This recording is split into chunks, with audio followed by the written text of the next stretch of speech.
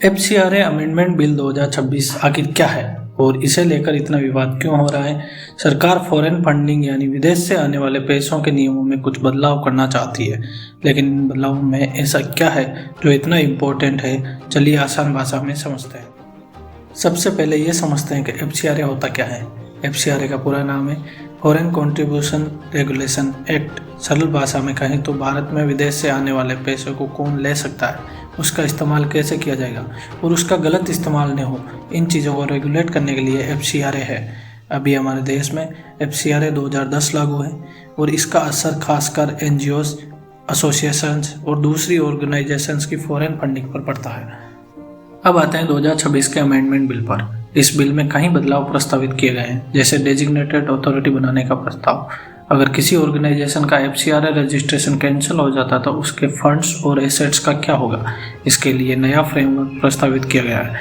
इसके अलावा prior permission वाले फंड्स के लिए टाइमलाइंस और पेनल्टीज में भी बदलाव की बात की गई है और कुछ मामलों में इन्वेस्टिगेशन शुरू करने से पहले सेंट्रल गवर्नमेंट का अप्रूवल लेने की भी बात का प्रस्ताव रखा गया है। अब इसे एक एग्जाम्पल से समझिए। मान लीजिए किसी ऑर्गेनाइजेशन का एफसीआरए रजिस्ट्रेशन कैंसिल हो गया है, तो सवाल उठता है उस ऑर्गेनाइजेशन के पास जो भी फॉरेन फंडेड प्रॉपर्टी और एसेट्स हैं उनका क्या होगा।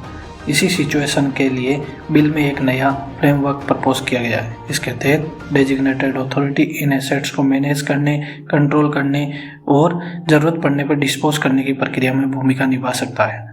अब इसी बात को लेकर विवाद भी है। सरकार का कहना है कि इससे फॉरेन फंड्स के गलत इस्तेमाल को रोकने में मदद मिलेगी, अकाउंटेबिलिटी और ट्रांसपेरेंसी भी बढ़ेगी। लेकिन आलोचना करने वालों का कहना है कि अगर डेजिग्नेटेड अथॉरिटी को बहुत ज़्यादा पावर्स मिल गई तो एनजीओज और सिविल सोसाइटी ऑर्गेनाइजेशंस की ऑटोनॉमी प्रभावित हो सकती है। यानी विवाद असल में पावर कितनी होनी चाहिए इस बात को लेकर है। अब सबसे इम्पोर्टेंट बात, 12 अगस्त 2026 को लोकसभा ने इस बिल को ज्वाइंट पार्लियामेंट्री कमेटी यानी जेपीसी के पास भेज दिया है। इसलिए अभी एक बात ध्यान रखिए, यह बिल अभी कानून नहीं बना है। जेपीसी अब इसकी जांच और समीक्षा करेगी और रिपोर्ट पार्लियामेंट के सामने रखेगी। इसके बाद बिल पर आगे की प्रक्रिया होगी और जब पार्लियामेंट और राष्ट्रपति से इसे मंजूरी मिल जाएगी तब ये कानून बनेगा। तो अब देखते हैं हमने जो भी कुछ अभी तक पढ़ा है उसमें से आपको कितना याद रहा है। हमने स्क्रीन पे 2 प्रश्न दिए हैं जो इसी टॉपिक से रिलेटेड हैं। उनमें से सही उत्तर का चयन करते हुए आप कमेंट में ज़रूर बताइए और मिलते हैं अगले वीडियो में।